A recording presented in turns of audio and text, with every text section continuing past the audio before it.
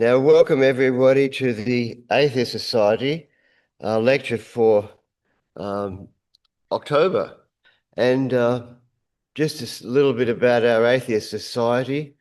We don't have any memberships uh, or even a specific definition of atheism, but we do have a mailing list.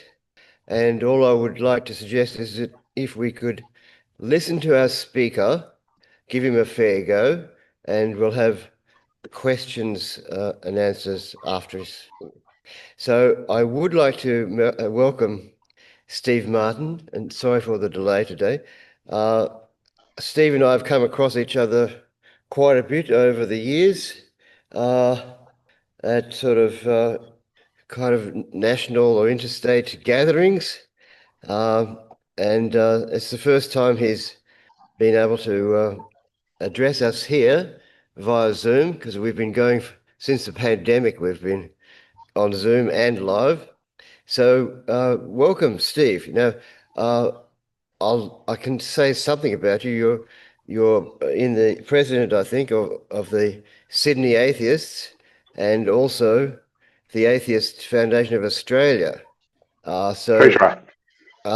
so if you could uh, elaborate on that, and I'll hand over to you, Steve. And your topic today is Abraham. So thanks. Welcome. Thank you very much, and thanks everybody for attending. And sorry about the late start. Look, I've been associated with Sydney Atheists since 2012.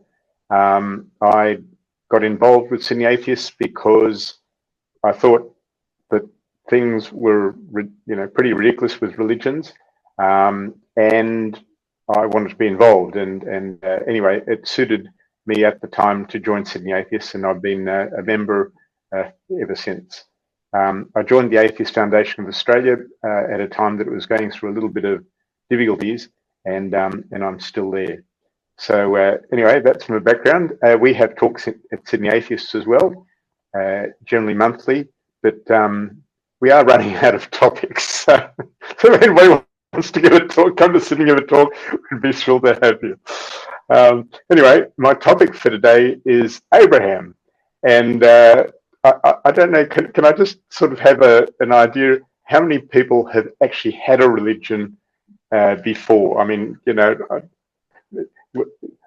most people of an age are born into something, and then they escape from that. But how many people have either been?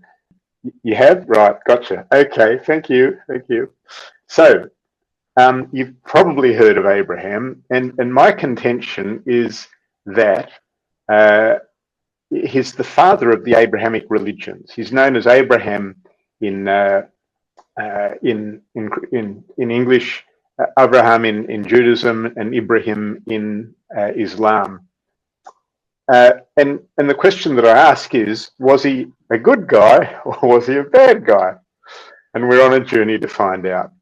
So, just a couple of a few famous Abrahams. There's Abraham Lincoln, US President. If anybody follows soccer, there's a fellow called Zlatan Ibrahimovic, a Swedish footballer of quite some repute. And then the Prime Minister of Netherlands was Abraham Kuyper. So there are a few Abrahams around. Abraham started life as Abram, Abram, as we know it. The known life of Abraham began at 75 years when he was directed by God to leave his daddy's home and move, excuse me for being demeaning, but anyway, to leave his daddy's home and move to a land that God would direct him to. In doing so, God would bless him, make his name great for whatever that was worth, through him bless all the families of the earth. That's pretty weird.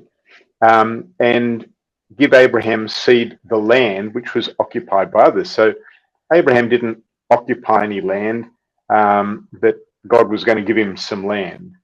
So you can sort of, in today's situation, you can see what sort of issues that has brought about. But what did Abraham deserve to? What had he done to deserve godly favors and indulgence? Well, the answer is sweet little. Abraham built 2 altars to a god, and so began the narcissistic God who needed praise after creating billions of stars, planets, moons, asteroids, and 13 billion years of stellar existence. Anyway, but the land that God directed this special guy, Abraham, to was a famine afflicted. There's no food there. So Abraham went to Egypt with his wife Sarai. Now, God would later change her name to Sarah, which is a name you'd know. And also accompanying the two of them was his nephew Lot.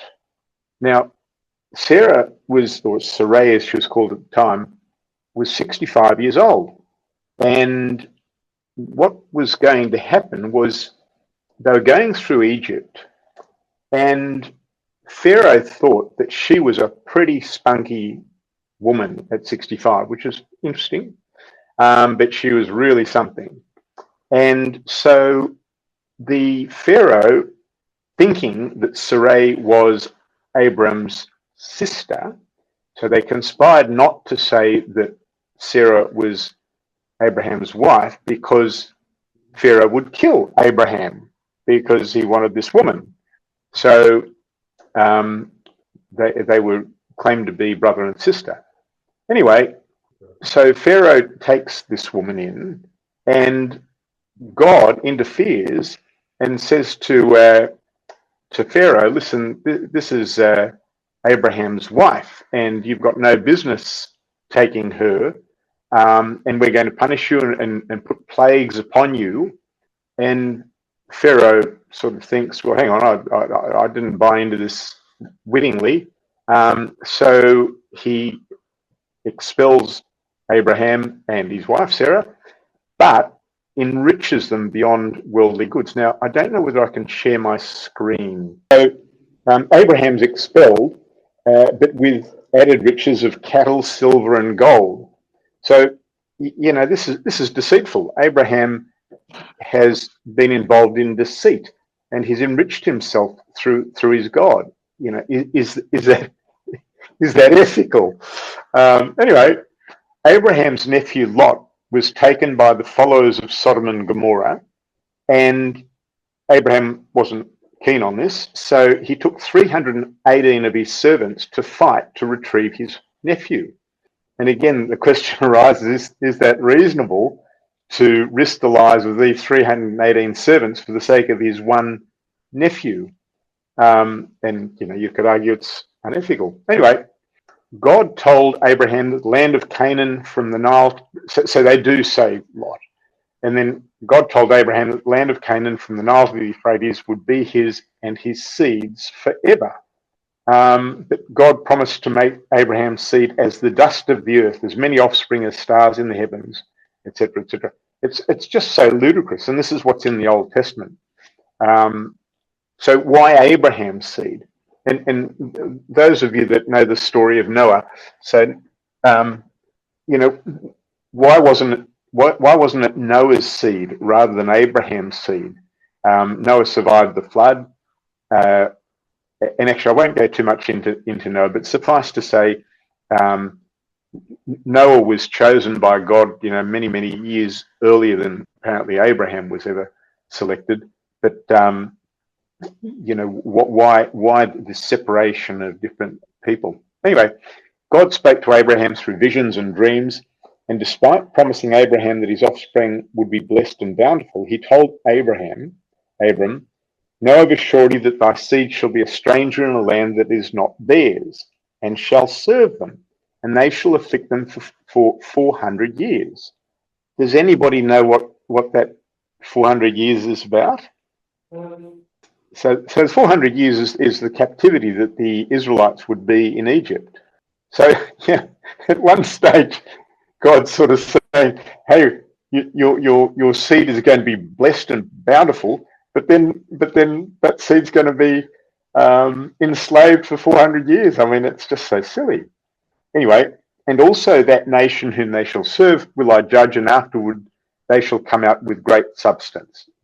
Anyway, Abraham was 85 years old and Sarah was 75 years old, and they didn't have a baby. So what do you do when you don't have a baby? Well, you get your maid, and you get the maid to copulate with your husband, and then you've got a baby. So is that ethical? Is it proper? No, it's not. Anyway, she does have a baby, and that baby is Ishmael.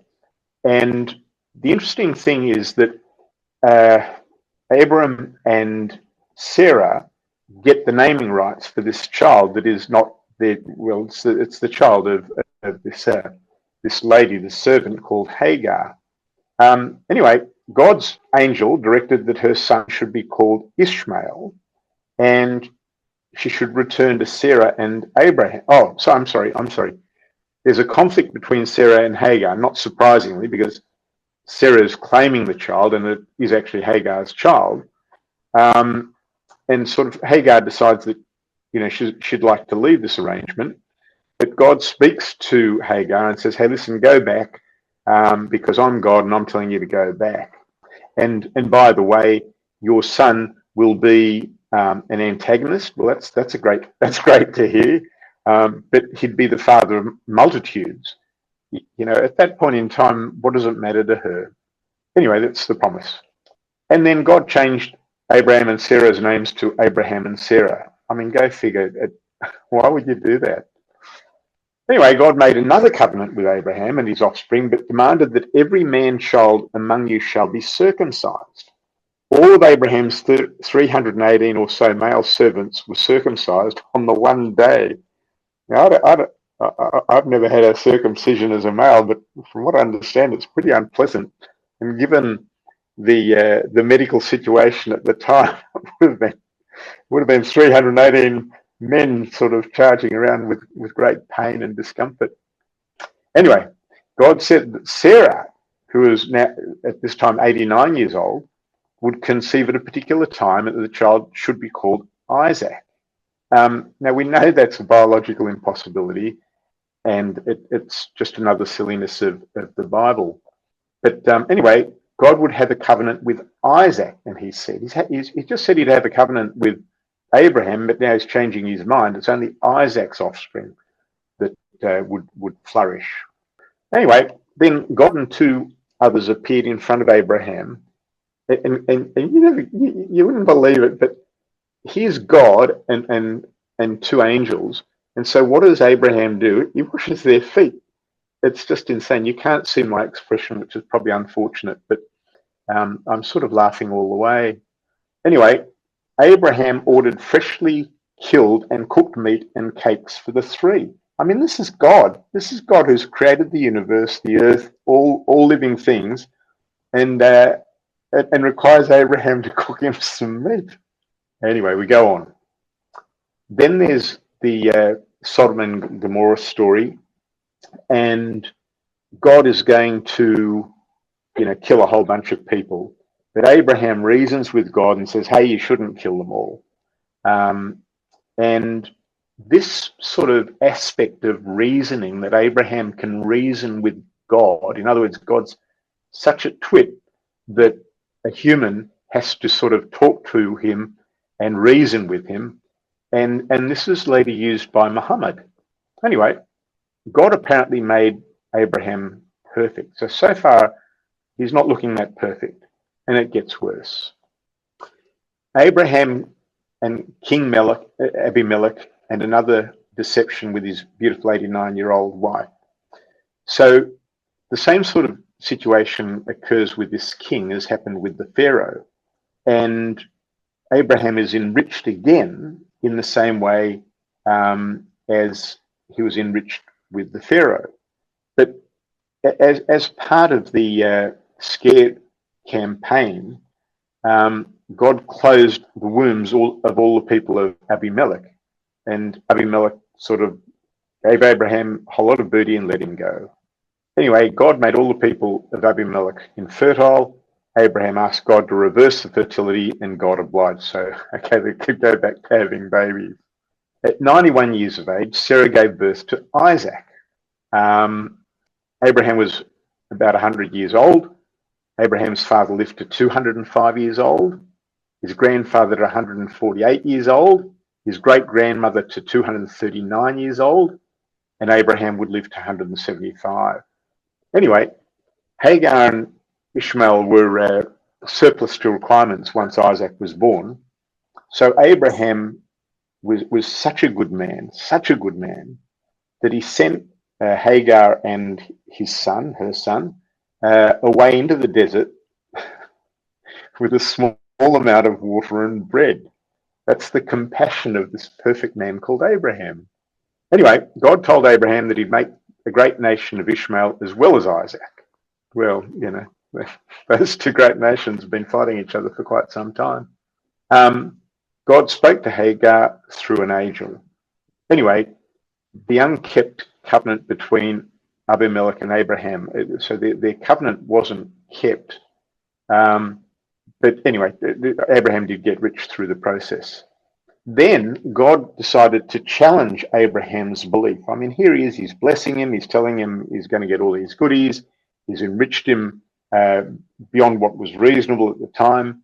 But to test Abraham's belief, he said, go and kill your son Isaac and offer him as a burnt offering to me. So Abraham has to get his son up to a mountaintop to kill him and then burn him. So he lied to his men as to what he was going to do to his son. And he lied to his son about what he's going to do to him. So ostensibly they were going to, look after some sheep. But when they're alone, Abraham ties his son up, puts him on a pile of wood, and he's just about to slit Isaac's neck when some angels come to him and say, it's okay, God was only testing you, only kidding, you don't have to kill your son. So then you sort of wonder, what's the mental torture on this child? His father's going to kill him. They didn't have psychologists sitting around in those days or psychiatrists. So how would this fellow have coped? I can't play this video, but it's a cartoon and it just caught my eye. And the young Abraham on the right is saying to his father, what the fuck was that all about? Anyway, having proven himself to God, God would multiply his seed infinitely and would facilitate the blessing of all the nations of the earth. So it just repeats and repeats. Anyway, Sarah died at 127 years of age. And at 136 years of age, Abraham took a new wife, Keturah, and many concubines. Now, clearly they didn't have prostate issues in those days, and guys could be active at 136 years. But anyway, when he died, in his will, he gave all that he had to just Isaac. And again, I ask the question, is that ethical? Is it moral? Is it the right thing to do? And of course, it's not.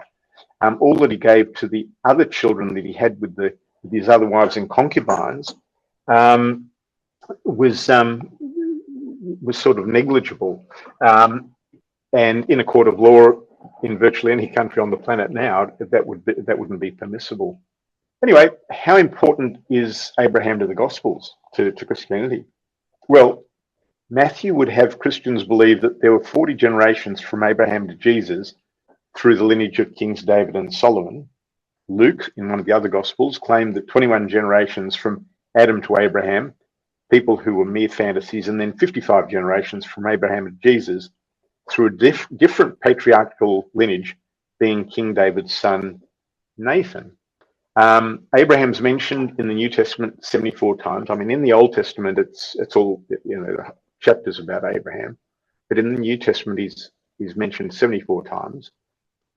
Jesus' lineage is traced back to Abraham. Jesus is, according to the very first line of the New Testament, the son of Abraham, and Abraham is in the kingdom of heaven. So, the Christian apostle St. Paul stated, and if you be Christ's, then ye are Abraham's seed and heirs according to the promise. I don't know whether you notice anything here, but this particular fellow is an Orthodox person, because this is Orthodox Christianity. So he looks a lot like a Russian. Now we move to Islam, and Abraham's mentioned in 35 of the 114 suras or chapters of the Quran. I don't know how familiar you are with the Quran, but it's suras or chapters decrease in length from the first to the very last. In fact, the 14th surah, which is still a significant document, is called Abraham. He's mentioned in the Quran 70 times. He is claimed to be the first Muslim. And Islam claims Abraham and lineage to Abraham through the son, Ishmael. Because Ishmael wasn't claimed by the Hebrews or the Israelites, whatever you'd like to call them, he was loose, and Muhammad could claim lineage to Abraham through this fellow. This is the Kaaba, and I don't know whether you're aware of this thing in the middle. Can you see my pointer? So the Muslims walk around this. It's in Saudi Arabia, and apparently Abraham built this Kaaba in Saudi Arabia, which of course is nonsense. And every year, you hear of the trip that Muslims have to make to Mecca.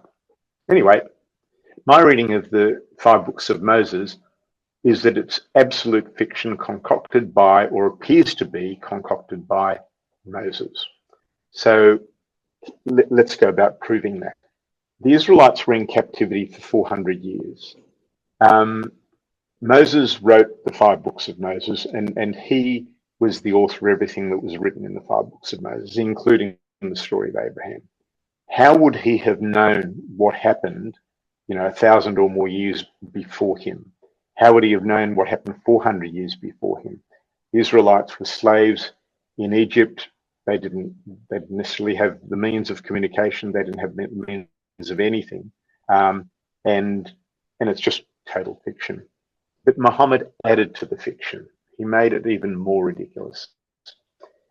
Before Abraham was born, the astrologers warned the king of Babylon of his impending. I've got to get rid of this thing. There you go. Of his impending birth. So the king calls for the killing of all newborn babies. His mother births him secretly.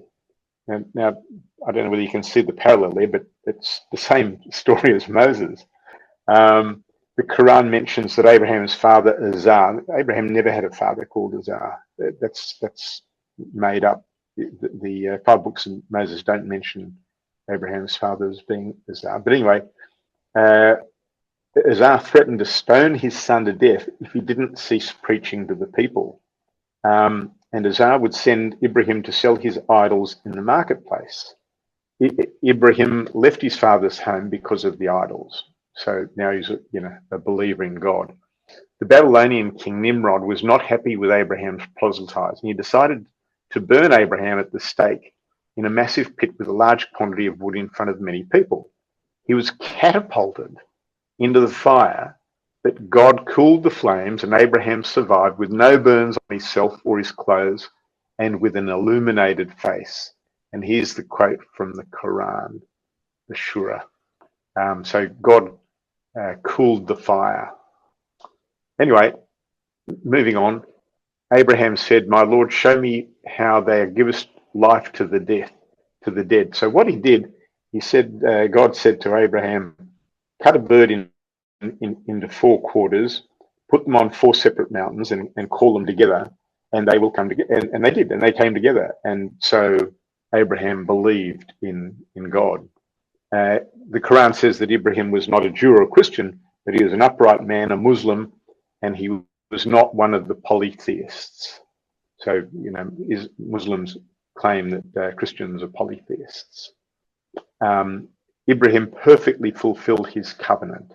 And thus we show Ibrahim the king of the heavens and the earth, and that he might be of those who are sure. So it's all just confirming Abraham as being the forefather of Muhammad.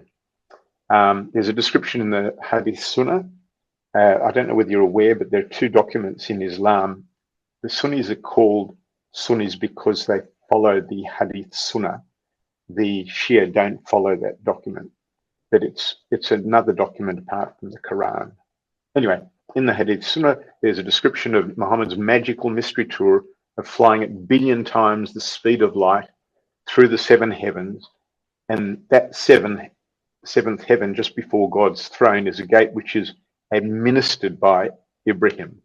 And Muhammad actually meets Ibrahim on the seventh heaven, and Ibrahim claims to be Muhammad's father. So what are the parallels between, why would Muhammad bother with Abraham? And there are a couple of things. So Abraham's wife was Sarah. She was old. Muhammad had a wife, Khadijah, who was old, older than Muhammad. And, if you look at how Muhammad worked and how he achieved wealth and fame, well, he was essentially a gigolo for Khadijah. She was a very wealthy woman, and she played with him. Oh yes, Muhammad. Well, whatever you say, if you think there's this God, yeah, okay, whatever you say, that's fine by me.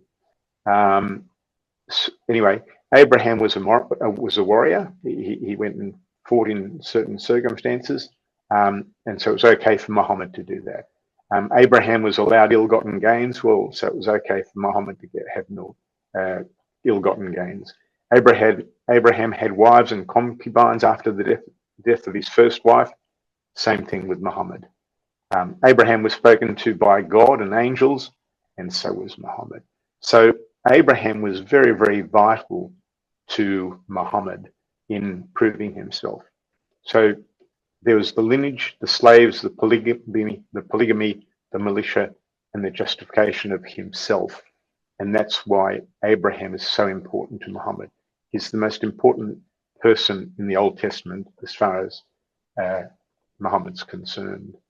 So to round out, and it's been a while, I'm sorry, Abraham or Ibrahim was a bad, fictitious guy, the father of global suffering, as far as I'm concerned. Stop sharing. There you go. Okay, thank you very much, Steve. It's a very entertaining sort of folk story, isn't it? As far as it goes. So is. Now, before we go to questions, do we have any announcements? Oh, yes. Well, there's my meeting next week at the Carlton Library, 7:15 next Thursday. Okay, yes. I'm talking about the Christian existential of Kierkegaard, who had a lot of fascinating things to say about Abraham. All right, interesting. So that's the, I think the Sea of Faith meeting, is it, Steve? Yes. And we do have we've just had a skeptics conference this week, and we usually have a skeptics meeting on the fourth Monday, and the humanists don't have a live lecture. They have a Zoom lecture. Our local atheists and humanists have our pub night in the Elsenwick Hotel. We would like to express our gratitude to the Unitarians for making this hall available to us. So, as we usually do, if you have any stuff that used to be used as money called cash, I would gladly receive it, and we'll find a receptacle for it. Well, I'd like to make a couple of comments. One is, well, as we know, all of this stuff is not historical. It's just a legend. Fiction. As made very clear by the Israeli archaeologist called Israel Finkelstein, who wrote a book called The Bible Unearthed, and basically debunked all of this. He said the first 10 books of the Bible are all fiction. He's not a very popular figure in Israel. They don't like him very much. and also particularly he came out against the notion that God should entitle a set of people to claim land on the basis of their religion or their ethnicity. So, yeah, it's a highly relevant situation in the world today. And I think when you look at how uh, all these legends have been adopted by Islam, I think you can trace it back to the fact that originally what became Islam started off as an anti-Trinitarian Christian sect, which were they condemned the Christians as being polytheists because they have three gods, the Father, Son, and Holy Ghost. And I think you can see how they tried to legitimate their religion and adopt it to uh, give the also fictitious Muhammad the characteristics of uh, Abraham and some of the similarities to the legend, as you point out. And it's a form of legitimization that it's a similar story, but we've got the best story. Yours is old, and ours is new, and ours is best. We've got the updated model, and that's how all these religions get perpetrated like that. Any response on that, Steve? Yes, Andrew. Andrew's got his hand up. Yeah, yeah. May I speak, John? Yes. Andrew would like to ask a question. Okay, go ahead, Andrew. If you're not if you're taking the Bible as literal, then yes, everything that's been said is correct. But if you look to try to find the truth in it, or some truth in it, Jacob is the patriarch of the Jews. Israel is the patriarch of the Israelites. The Bible combines those, the Old Testament combines those two rather clumsily. It's quite likely that Israel lived a few generations earlier than Jacob. Hence, that is why his children have tribes, and not him. So some of the tribes are from Israel and some of the tribes are from Jacob. And Jacob is the patriarch of the southern kingdom of Judah, and Israel is the patriarch of the northern kingdom of Israel, also later called Samaria.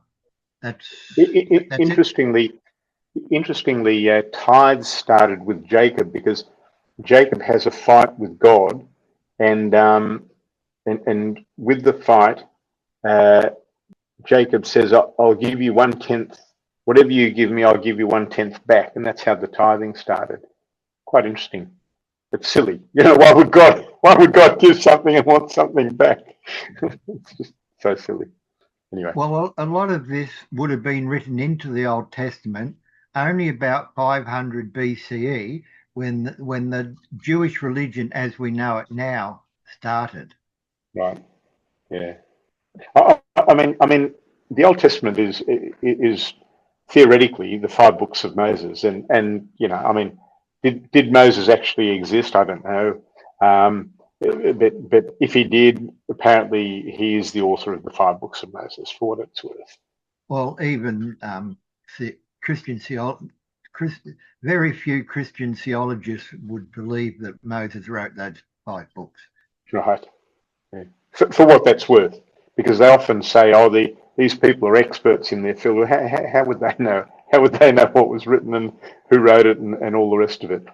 Short of archaeologists finding documents, how do they know? And anyway, but it is what it is. Yeah, it's like someone saying I'm an expert on Harry Potter, and someone else comes along and says, "No, I'm an expert on Harry Potter. You're not." 100%. Yeah. Yeah, well, I'd like to point out just the historical anomaly. As Andrew said, you can kind of date historically the start of the Jewish religion to about 500 BCE. Right. That means that, but they date the history of Abraham about 2,000 years before that. So how's it possible that Abraham existed before the religion that is based on existed? It's just one of those imponderable anomalies. Yes. Well, isn't that the same as the Muslims saying that Abraham was a Muslim? Yeah, They're writing the history. They can write what they like. They can. they Well, just but backdate history. They backdate history to claim everything. Yeah, Muhammad started the religion, but everything that existed before Muhammad was still Islamic. So it's totally contradictory. All right. Well, any other closing remarks, Steve? No, look, thank you very much for having me, and it was a pleasure interacting with your group. Thank you. Okay. Well, thank you for your presentation. Great pleasure.